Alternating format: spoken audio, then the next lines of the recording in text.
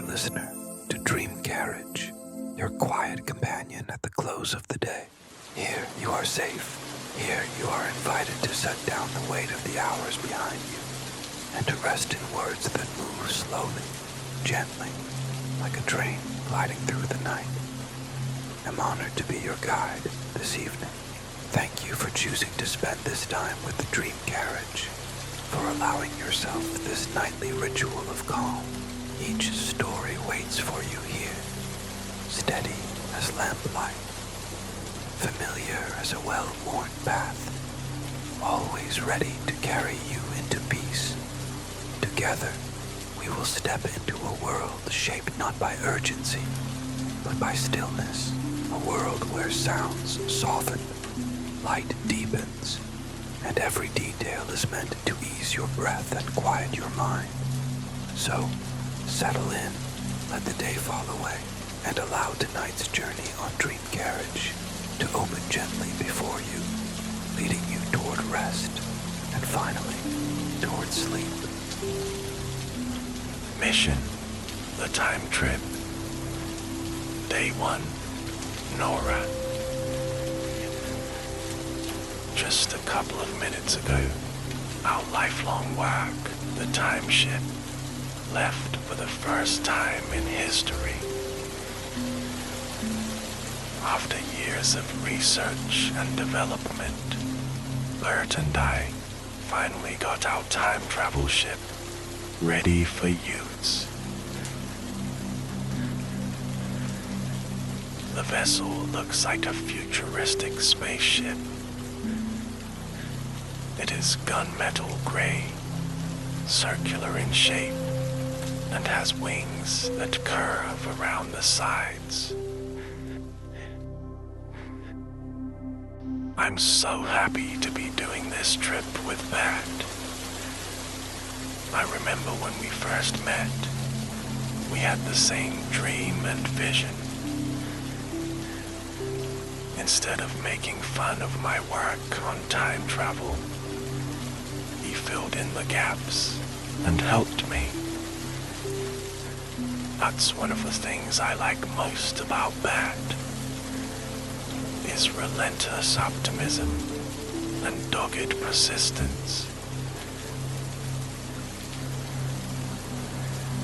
And now, all our hard work is paying off. This day is momentous, as we are the first people to successfully launch such a mission. And back to the Cretaceous period, no less, around 90 million years ago. All our lives, we have dreamt of going back in time to the age of dinosaurs. There are 3 periods in which the creatures roamed to the earth, so we had to pick which one we most wanted to visit for our first voyage. After much deliberation and many meetings with our team, we finally decided on the last period of the Mesozoic era. It's the one after the Jurassic period, the Cretaceous. It was a difficult decision.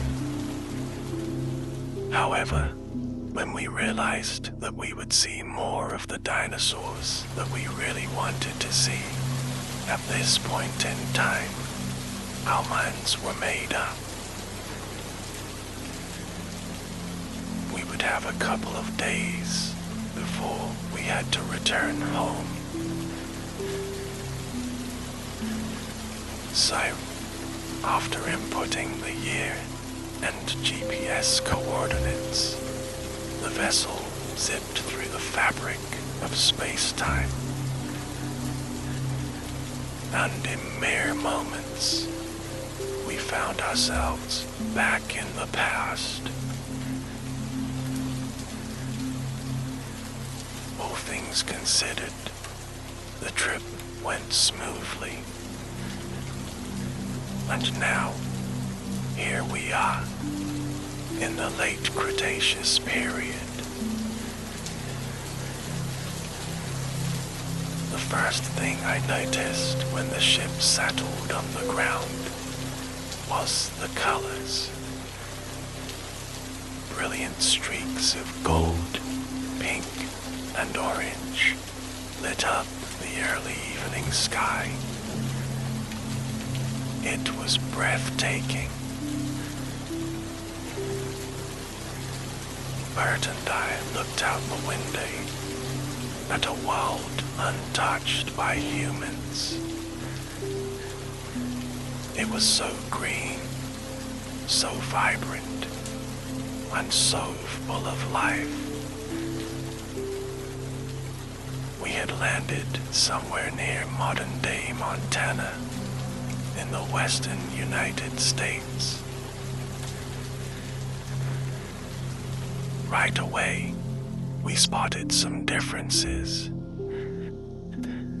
Instead of fields of grass, much of the low-growing ground cover consisted of ferns, cycads, and other similar plants, including flowering ones. There were mountains covered in forests of conifers in the distance. Several streams cut across the land, coming down from the nearby mountains. The gauges indicated that the environment outside was warm and humid, much more than what we're used to, but still bearable. We would be able to breathe and function normally.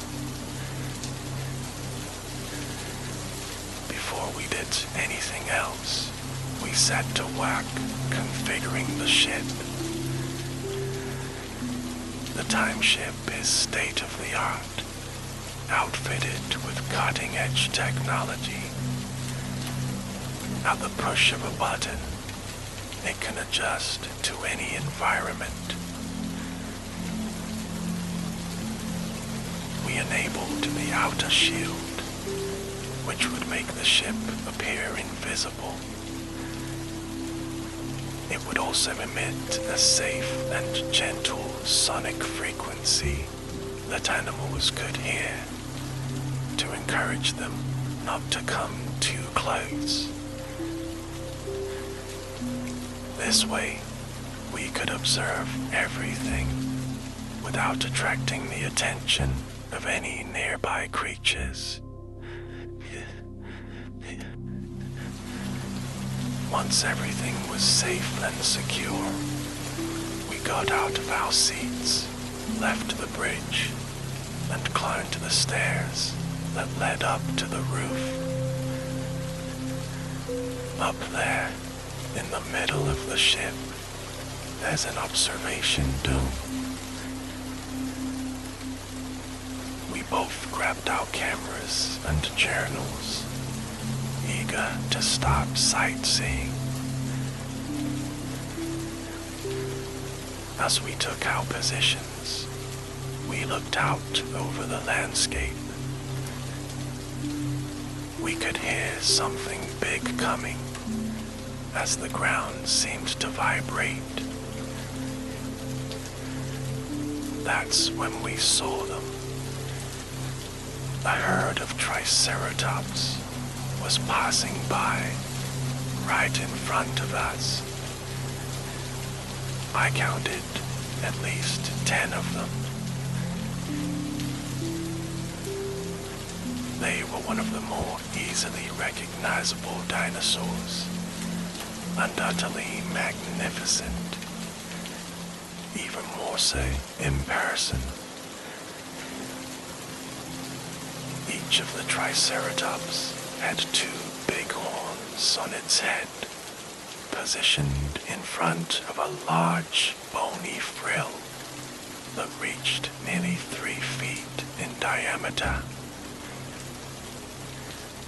They also had a third horn above the snout and a parrot-like beak.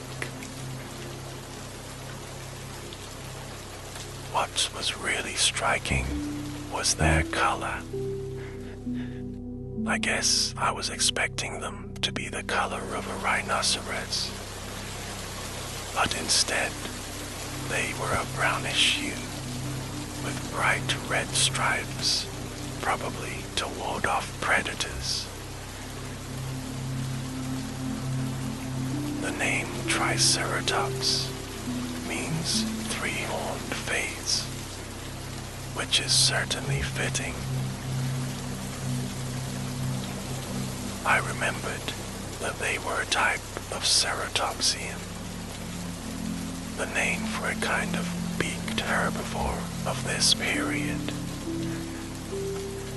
They looked to be about 30 feet in length and weighed at least 7 tons.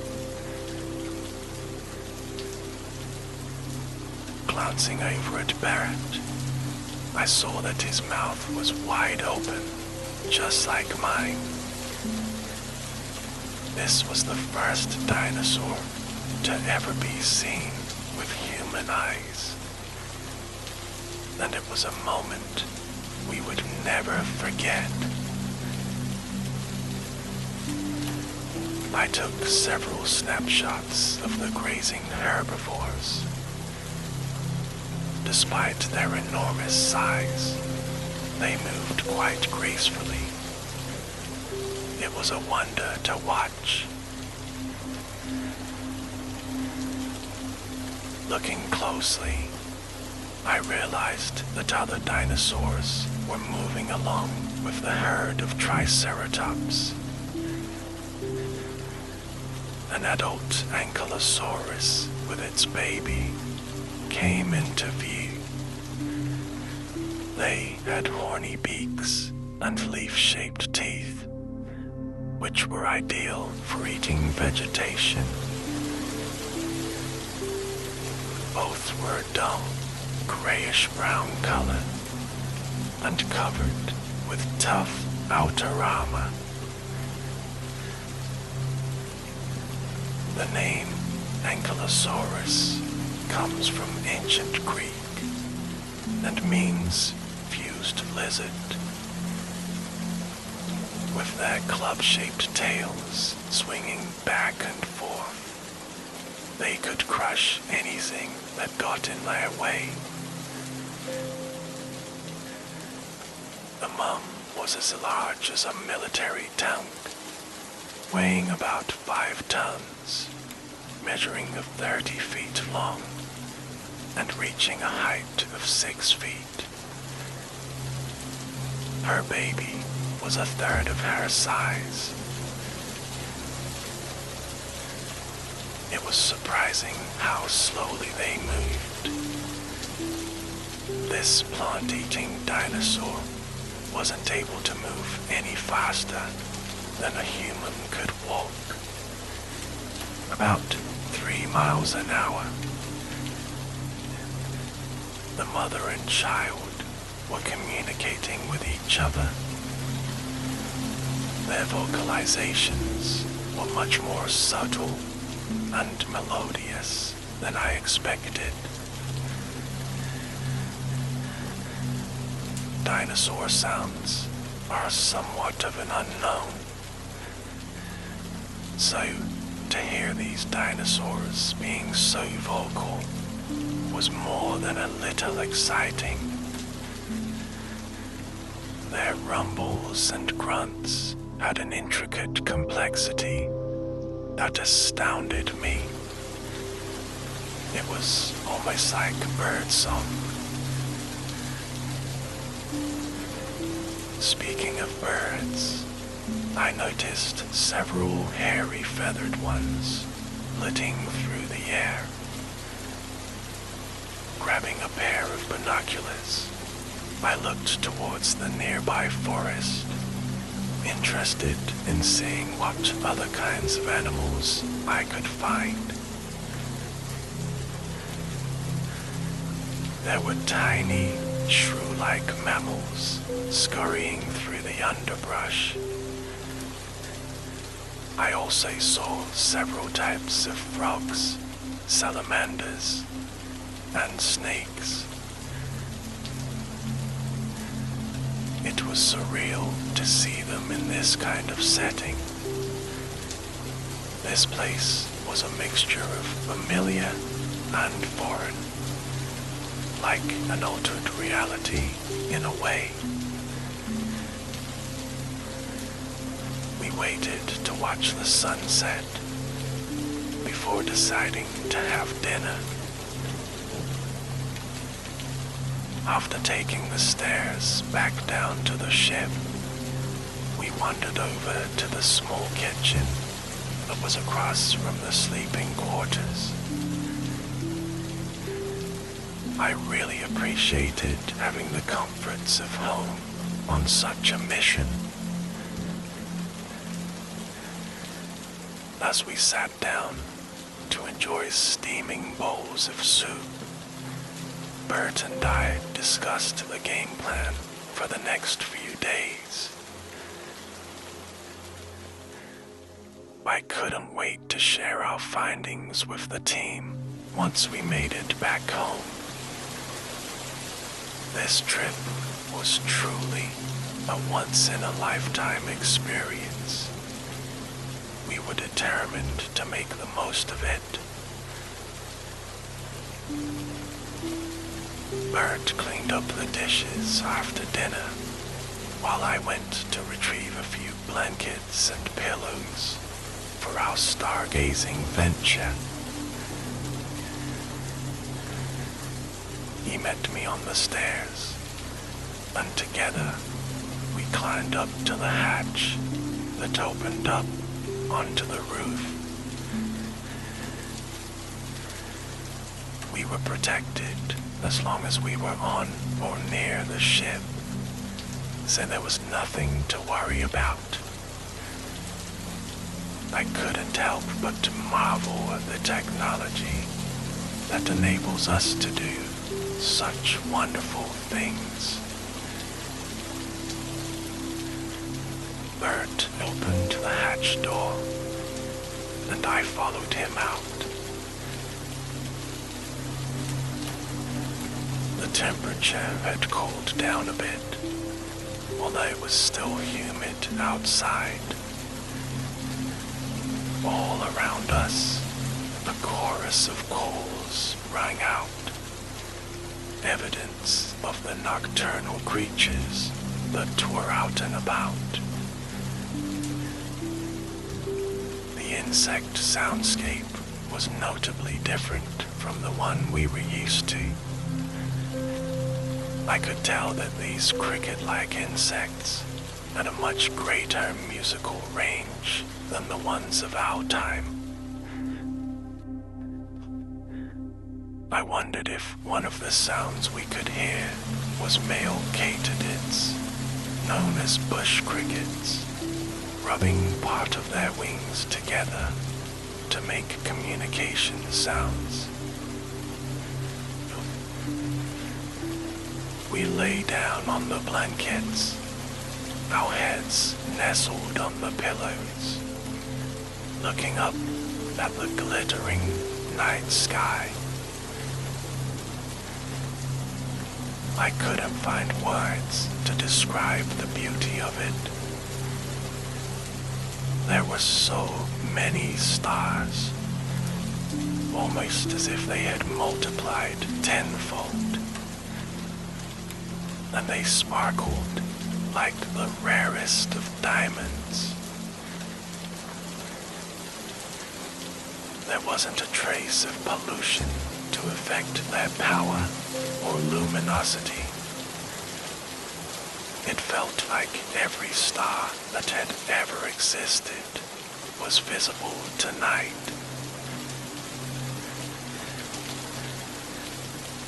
The arrangement of the stars was completely different from what we knew.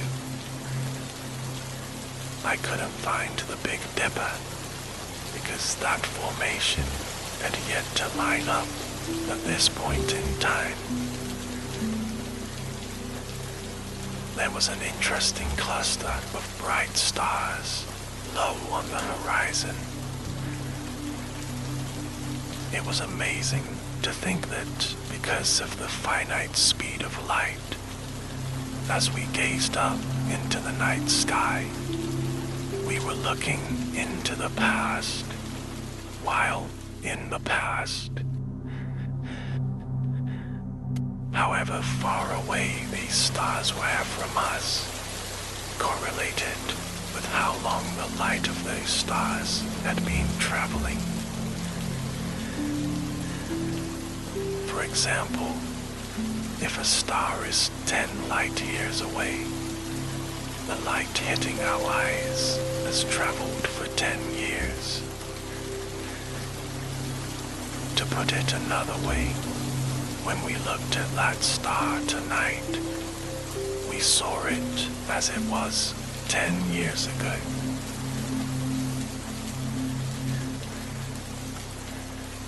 Bert and I stayed outside for another hour, soaking in the starry sky and listening to the myriad noises filtering through the air. It was such a peaceful atmosphere. We both started to get rather sleepy and decided to call it an evening. Who knew time travel could make you so tired? As I stood and Bat began to gather up the blankets and pillows, I noticed a huge shadowed form not too far from us. The binoculars were still hanging from my neck, so I raised them up to my eyes to get a better look. What I saw astounded me.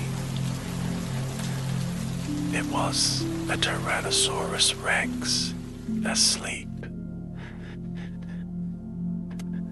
This was the creature that likely had the greatest bite force of all land animals to ever exist. But the enormous predator didn't look so scary lying down, with its huge head resting on the ground. Nudging Bart with my elbow, I pointed to the slumbering giant as I handed him the binoculars.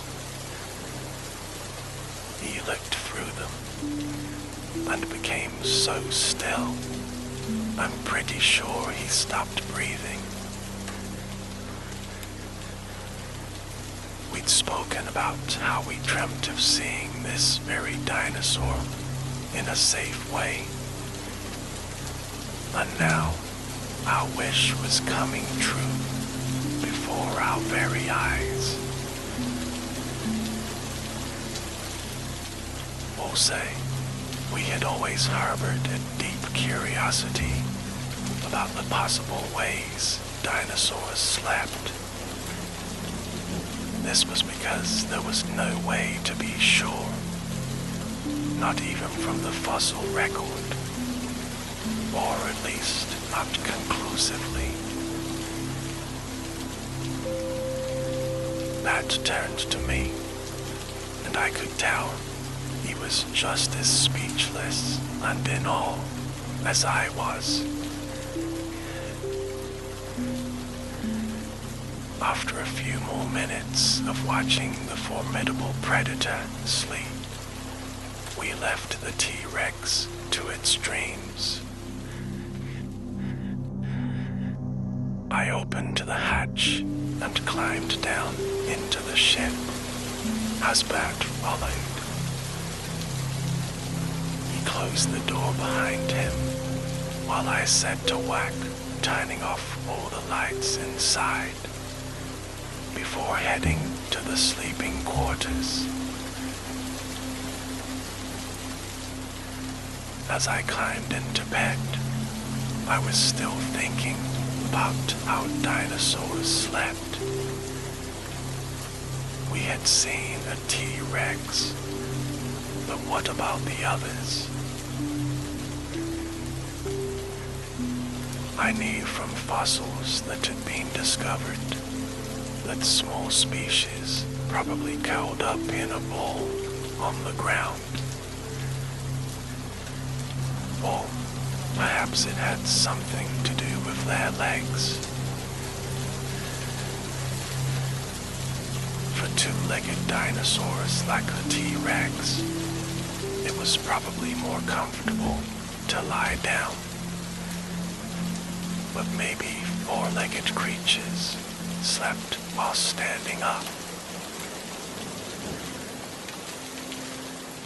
As I drifted off to sleep, I imagined the dinosaurs all around us doing the same.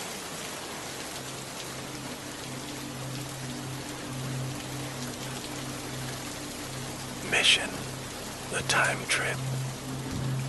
Day 2. Bad. Nora and I woke up refreshed and ready to tackle our second day in the late Cretaceous period. I was still thinking about seeing the T-Rex last night. It wasn't at all what we were expecting. The dinosaur looked so peaceful, sleeping soundly beneath the stars. Nora sipped the coffee I had brewed earlier, while I made us some scrambled eggs. After breakfast, we grabbed our gear and walked down to the hangar where the time buggy sat waiting for us. Since we both wanted to drive, we played rock, paper, scissors to determine the winner. Nora won with a grin and took the driver's seat as I claimed the passenger seat next to her. The vehicle was more like an armored truck, reminding me distinctly of the Ankylosaurus that we had seen just yesterday. I still couldn't believe we had actually made it here. I knew that Nora felt the same, beyond elated for our live stream to have come to fruition. This trip meant the world to both of us. She flipped on the necessary switches, and the vehicle rumbled to life while the hangar door opened behind us. Shifting the gear to reverse, she angled the truck out of the time ship. It was a beautiful morning. Everything was so green that it almost felt like we were in a tropical forest. When we got a few meters away from the ship, Nora pressed the button to close the hangar door. As we drove on, the ship was soon hidden from sight. It was strange not to be able to see it. We had packed a few sandwiches for lunch, so we had the whole day to explore the lush landscape. Since she won driving privileges, my job was to log our findings in my journal and to take pictures while out on our excursion. The truck moved easily through through the thickest of green plants as we kept our eyes peeled for dinosaurs. Our efforts were soon rewarded as the biggest creatures on the continent came within eyesight.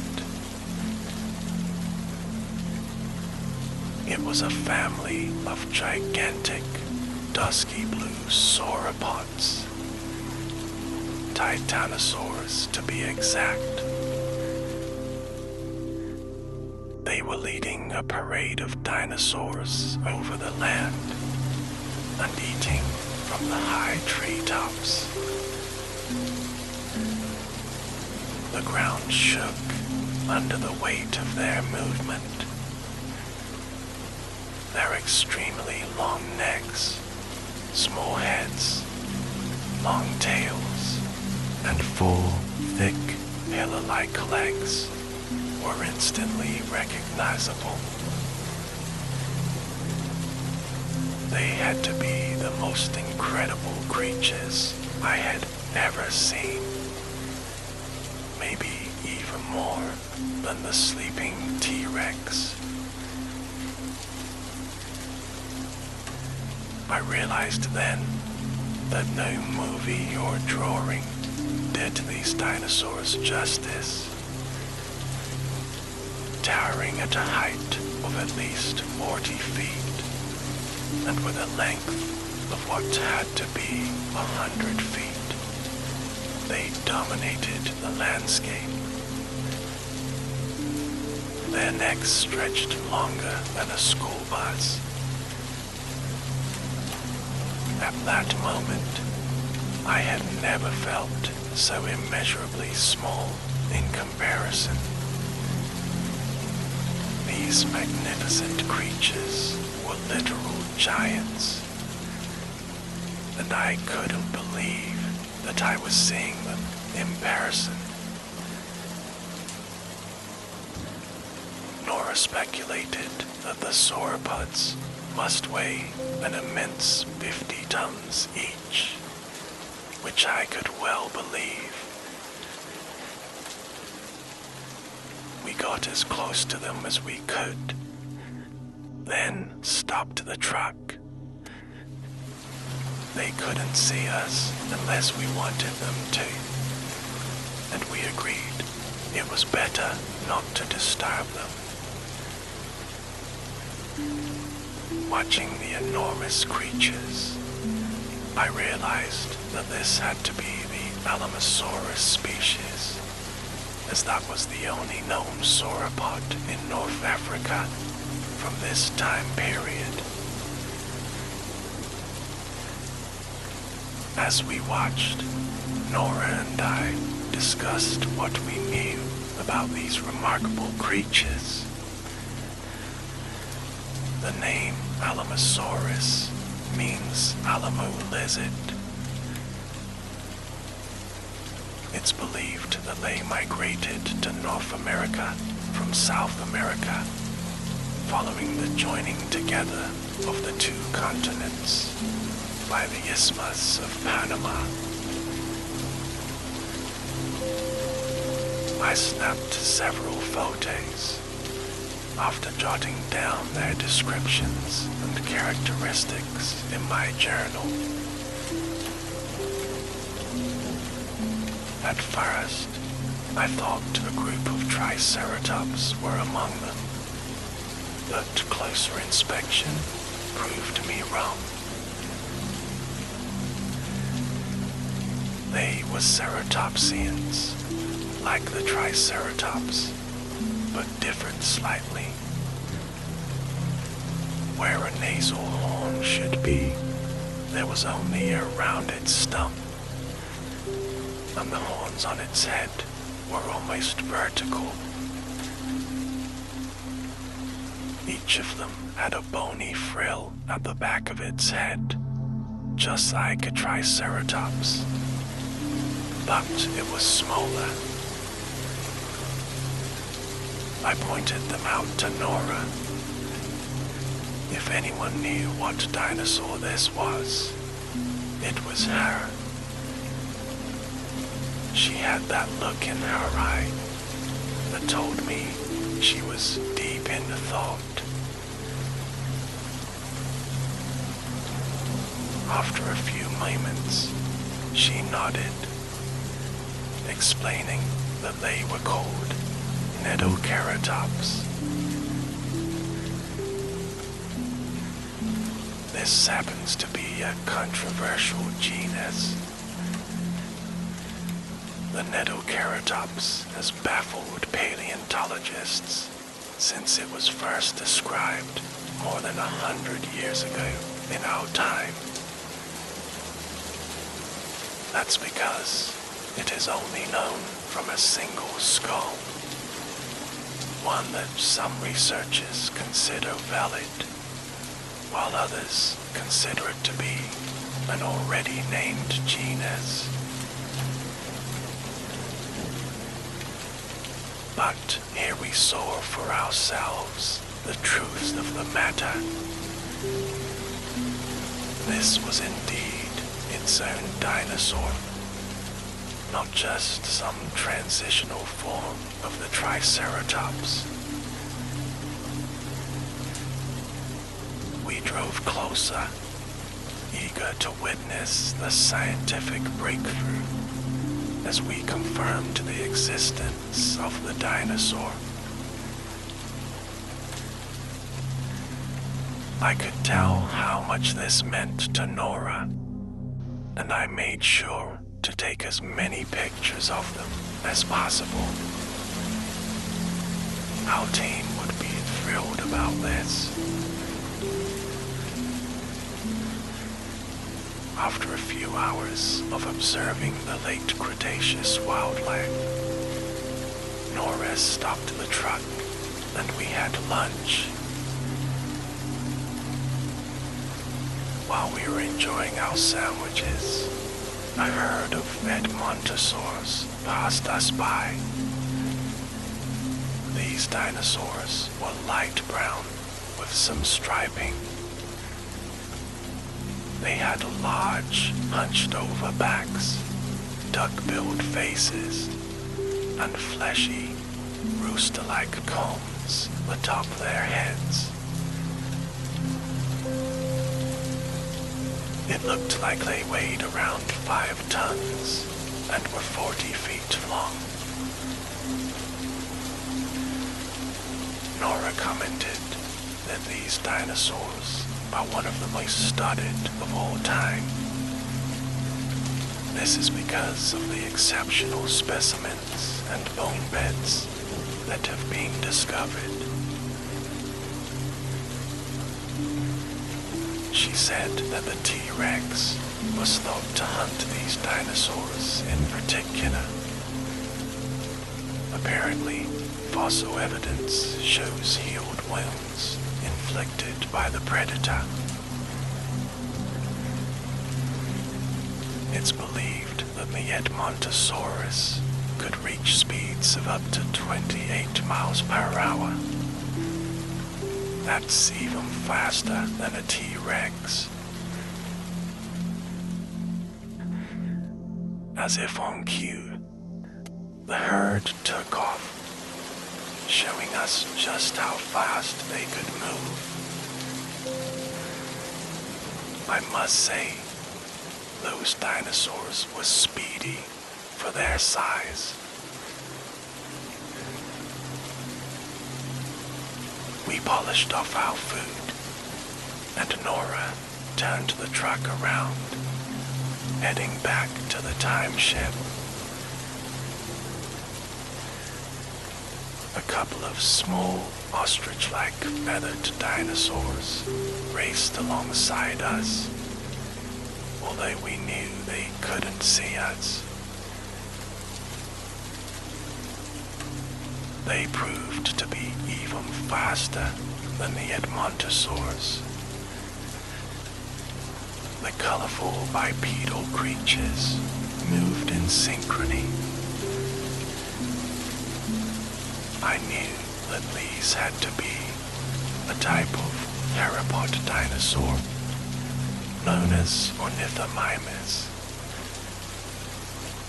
Their name means bird mimic, which is just what they looked like. The way they moved made me wonder if they were running to or away from something. We didn't stick around to find out. Nora accelerated, the truck pulling away from the agile dinosaurs.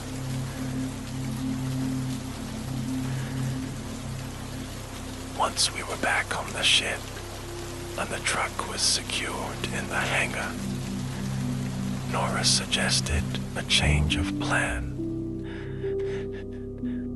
I know what she's like when she sets her mind on something. She won't stop until she sees it through. It's one of her best qualities. It was such a beautiful day that we decided to take the ship up in the air to explore the skies. We got in our seats at the front of the ship, and Nora adjusted the controls to the aerial settings. As the ship rose off the ground and climbed into the air, we fastened our seatbelts. The sky was a lovely shade of bright blue, a perfect complement to the greenery below us. There were scores of butterflies fluttering through the sky, which looked similar to the ones we knew. They had to be one of the oldest known species. The ship gained more altitude, and soon we were flying unseen and undetected. A few minutes later, we broke through the clouds to find Tetrasaurs all around us. They were the largest flying creatures I had ever seen. Considering the time and place, these aerial titans must have been the Quetzalcoatlus species. From what I recall, they were named after an Aztec god, a feathered serpent. I could see why. Nora's eyes widened at the sight of them gliding through the air. Each creature was as tall as a giraffe, with a wingspan of more than 30 feet. These tetrasaurs were grayish-brown, with long pointed heads, long necks, small torsos, and elongated legs. They also had a small crest on their heads. As I took photos, I remembered learning that these amazing winged reptiles were the first vertebrates to fly. It was strange to know that they weren't dinosaurs at all, although they did share a common ancestor with them.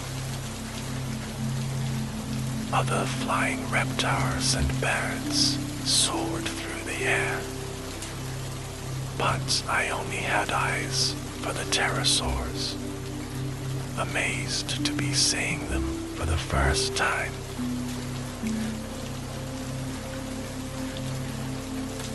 We flew for miles and miles toward the coast. There was something odd about seeing the map of the world on the dash compared to what we were used to seeing in our day. When we got to the shore, we decided to land the ship on the beach and watch the tide roll in. It was too beautiful not to.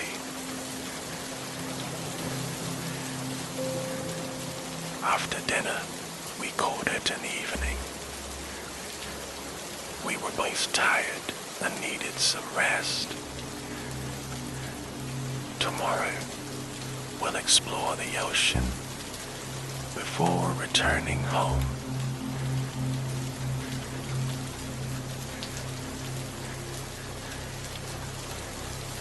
Mission, the time trip. Day 3, Nora. Today was the last day of our mission. Bert and I woke up to another sunny morning, ready to see what the ocean had in store for us. After a quick breakfast, we climbed into our seats at the front of the ship. Bert started to flip the switches that would enable us to go deep-sea exploring. We rose up in the air and flew towards the water, landing on the surface before sinking into its depths. Soon, we were submerged, looking out the window as dark blue water swelled all around us. The ship was now emitting a specific frequency that would deter any underwater creature from approaching it, leaving us safe and sound to observe.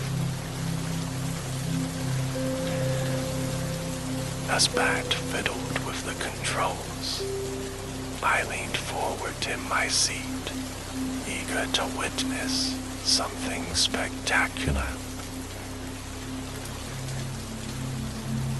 We passed many different kinds of fish, even a few stingrays and sharks. So far, everything looked quite similar to what we were used to, until a long-necked marine reptile swam by, swinging its head from side to side through a school of fish. It was a plesiosaur, roughly 15 feet long, with dark blue coloring. It swam by flapping its fins in the water, almost like underwater flight. Barrett commented on how it reminded him of drawings he'd seen of the Loch Ness Monster. He had a point. It certainly looked like a myth brought to life. The plesiosaur eventually swam out of view. We soon found out why, as a giant, snake-like mosasaur slinked past the window. This creature was the apex predator of the deep, with a stronger bite force than the T-Rex. With a dark gray body that was easily 50 feet long, a large head and a long snout, it looked the part. The massive reptile moved with a serpentine undulation of its whole body, while using its paddle-like limbs to maneuver. We watched in fascination as the mosasaur sunk through enjoy the water, alternating between slow and fast bursts of speed. All the fish and other creatures took off, no doubt to escape the jaws of this truly impressive beast.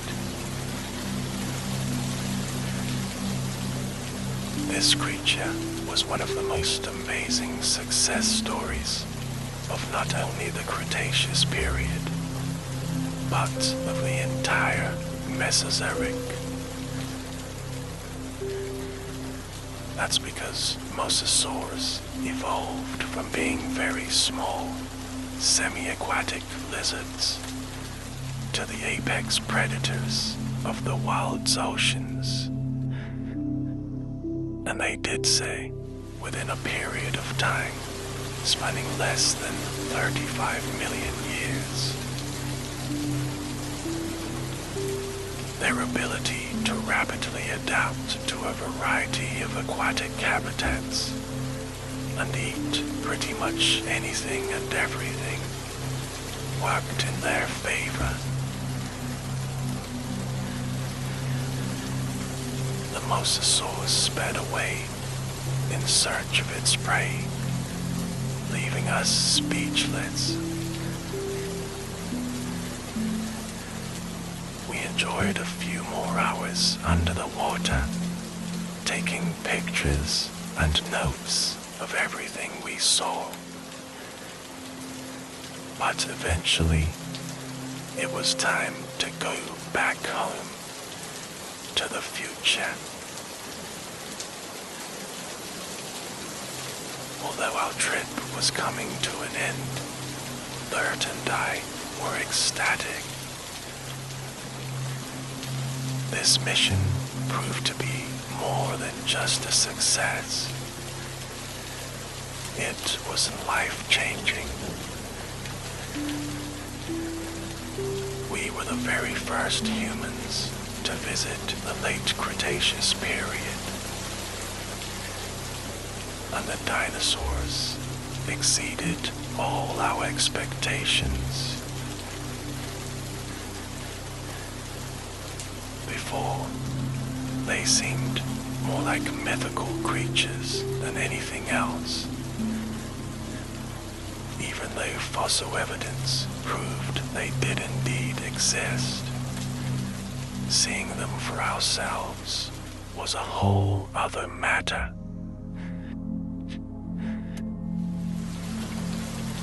And we're going to share our findings with the world. This was not only a huge step for us, but for science and humankind as well. And who knows, one day, maybe we'll have the chance to time travel again.